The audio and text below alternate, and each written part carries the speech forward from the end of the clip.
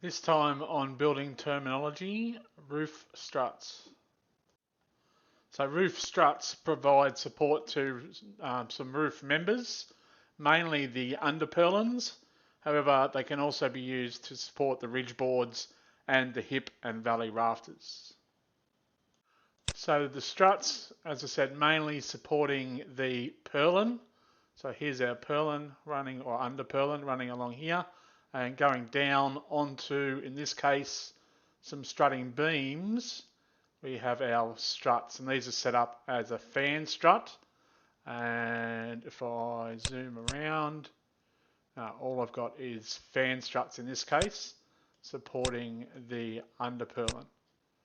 Okay, if this purlin here was short enough, you could end up with just a straight strut coming up off that wall plate.